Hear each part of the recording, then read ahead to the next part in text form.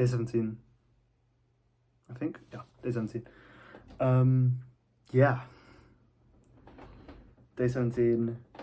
I feel like the more I'm going to be recording songs, the days of me just producing and not recording are going to be my favorite days. I can just see it. Usually, my favorite days are recording the melodies because that's where I feel like my creativity shines the most. I feel like my greatest attribute as a songwriter is actually the melodies that I have in the backing arrangement. Not the melodies, not the vocal melodies, like the bass line or like the top melodies. I think I do them really well. And obviously I think my lyricism is good. But yeah, usually it's like creating the chords and the string arrangements or doing the melody on the bass or the guitar, whatever. But I feel like days where I'm just sitting there, fully focused, listening to my own song back and just like mixing and mastering it are gonna be my favorite days. I used to hate them before because it was very tedious of just constantly listening to the same song again over and over again. And it still is. It still is. I did like 12 till 6 today, producing wise, and I'm gonna do some more after I finish this video because I went to a Dijon concert who was amazing. Shout out Dijon. Hopefully we'll meet one day. That'd be cool. But yeah, he was amazing. Really liked his set. The band was so good, and yeah, very talented band, and yeah, it was very good, very good. Huge fan of Dijon. Yeah, that's pretty much it today. Not really a lot. Again, it was just me producing.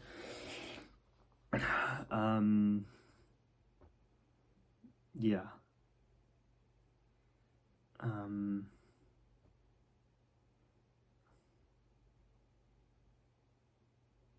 Yeah.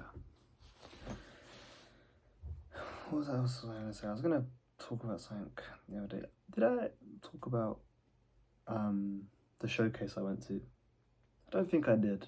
I don't think I went into that much detail about the showcase thing that I wanted to. But yeah, I went to my friend's showcase event that I work with, and so he does fashion, he does a lot of clothing stuff. He does like handmade tailoring stuff. And I just found the event so inspiring. And I know this sounds like glaze, I know it sounds like, yeah, it just sounds like I'm glazing him like crazy.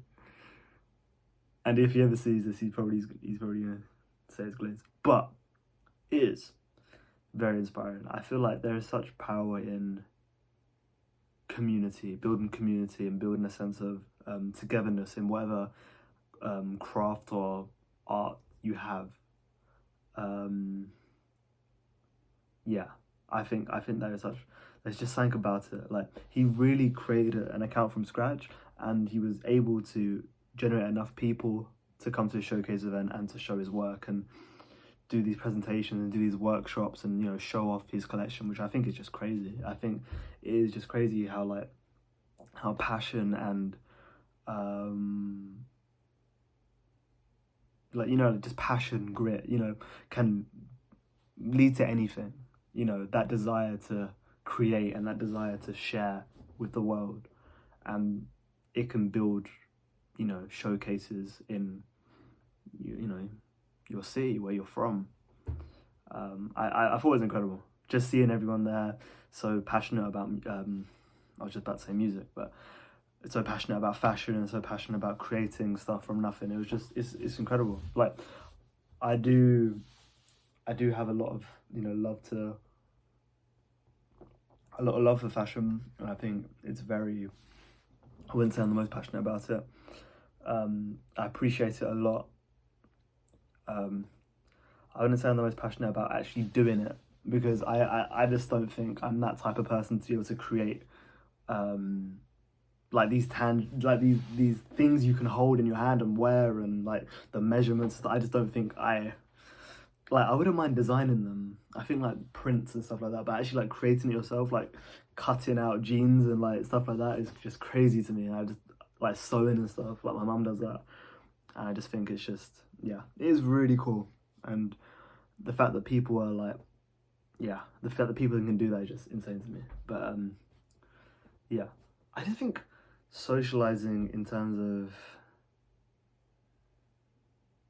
what you like, socializing in events that you're passionate about, I just think are great. Like today at the concert, you just talk to people,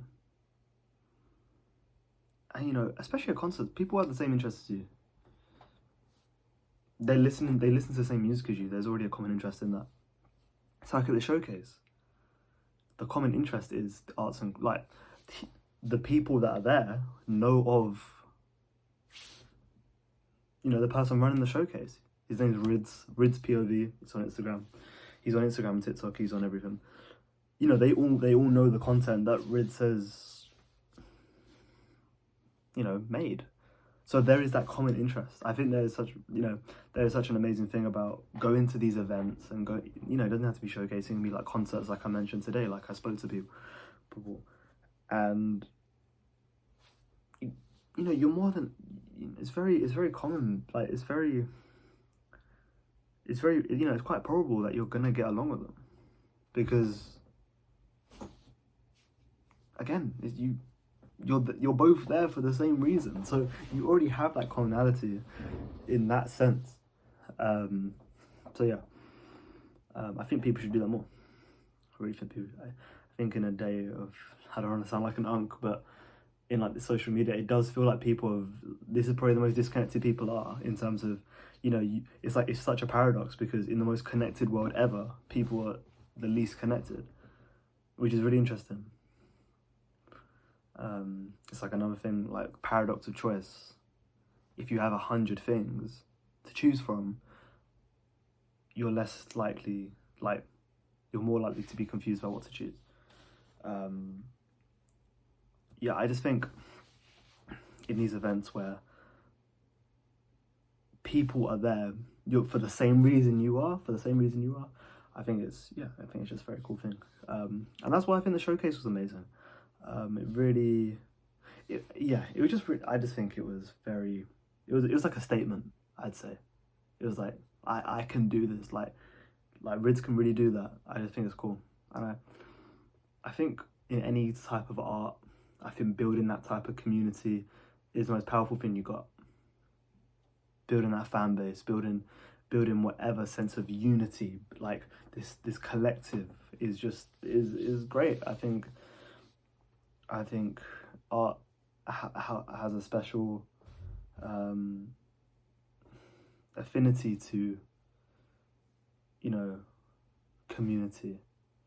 And I was trying to think back. I mean, maybe it's quite a selfish thing to think, but I was it's kind of, well, I just started like crazy. I was thinking about how I could do that, but like the only way for me to do that is probably to just perform live, and then maybe do like a meet and greet, because it's different for a fashion showcase, right? They can do presentations, they can do workshops, they can show their collection, stuff like that. But I can't really show my songs unless I just play them. Like, you know what I mean? Like, I could do, yeah. But yeah, I just think it was great. And I hope he does more, because hopefully, you know, it went all according to plan. Obviously, the only person who knows that would be Rids, but hopefully it went smoothly. And because when I was there, it was great. I think it was really good. So yeah, yeah, it's just weird, because as I said, social media is the least connected. You know, it makes a society the least connected ever. But that showcase, a lot of the people came was because of social media, which is interesting. I think it's more of a physical thing though. You know, people are able to connect online more, sure, but it's more like, for example, when was the last time you, the viewer, just spoke to someone that you don't know? You have no idea who they are. I was on the tube today, and I saw a guy wearing a really nice jacket.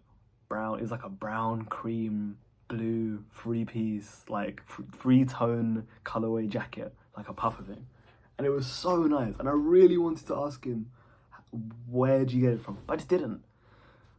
Because, I don't know, I just feel like as a society, people are so like me included, kind of put off speaking to someone just naturally. I just feel like if that was in the 80s or 90s, people would just do it. But I don't know, or maybe it's just me. But I feel like I'm getting better at it. I feel like I am getting better at just speaking to people, just like, because I feel like I get along with people really well. That I get along with people really well that had the same sense of humor with me naturally, or had the same vibe as me naturally. But also people that are just like, say if it's like at work or whatever, like if there's a reason to, not a reason to, that's the wrong word, not a reason to, but I don't know. I just feel like I'm not the best at, like, why did I just ask that guy? What was the negatives of me me asking that guy? The worst he could do is say, I'm not telling you. Which he's not going to do. He's not going to do. I mean, he might, but even if he does, okay, don't tell me. I literally don't care. Obviously, I want to know where the jacket's from, so I do care to an extent, but don't tell me. It's fine. Like, the way I try and picture getting over the boundary of, like, for example, just asking that question of, where's the jacket? Like, where'd you get the jacket from? Is, like, in your head it's so, like, no, don't ask, you embarrass yourself, But, like, imagine, this is the best way to describe it. I need to take my advice. Imagine this. So you've asked him the jacket. Imagine he goes to his mates and says, oh, this person asked me for where my jacket's from. And his other mate just goes, oh, okay. Or he goes, oh, okay, so people like your style. And that's what I'm saying, the best way to get over your fear of just asking someone a question or even doing something in public is, how would they describe what you did to your friends and how would they react? For example, I was very in my head about asking that guy where he got his jacket from. That was it. What would he say to his friends? Would he even tell his friends? He might do. If someone asked me where I get my jacket from, I'd go, hey, some random person asking where my jacket's from. In a good way, as in like, oh, so he compliments my style. Like, oh shit, like, I'm really that guy, like, I'm really... And that's it. There is no humiliation behind asking someone where they got their jacket from. It's like, here's another one. I was on the train to the Dijon concert, and I saw some guy's haircut on an advert. And I was screenshotting it bare. And I was like, oh my god, what if people were seeing that I keep screenshotting this advert of a guy wearing a t-shirt? And then I went to myself, yo. And then I went to myself and think, okay, so this guy, so imagine someone saw you screenshotting on the phone. Would he tell anyone that? No, because it doesn't mean anything. Because all I've done was just screenshot Big's haircut. I need to listen to my advice. And I think you should listen to this advice as well, because I think it's actually very important. In order to reduce anxiety, imagine someone describing what you did to a friend and think about how they would react to it. Logically. Think about it logically. Don't overthink about how they would...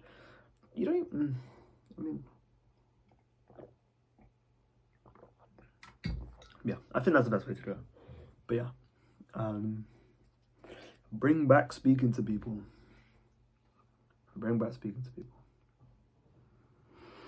Yeah.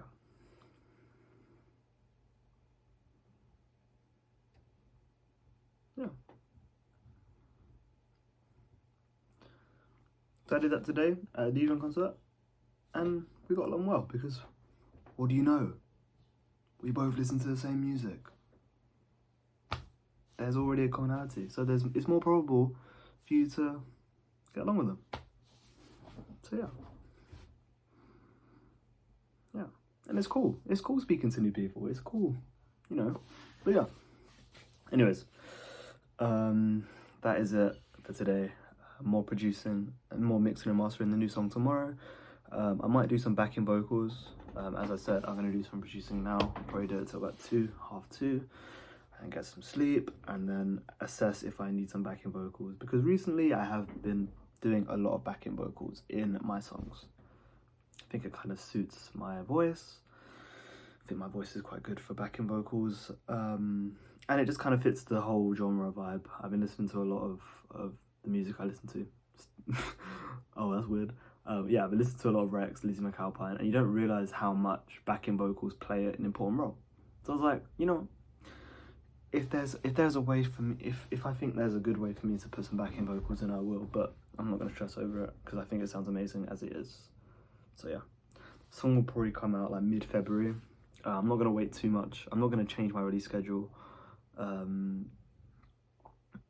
Yeah, I'm just gonna put it out when I think the date's right.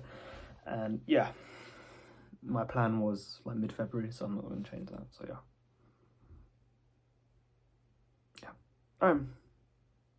Goodbye.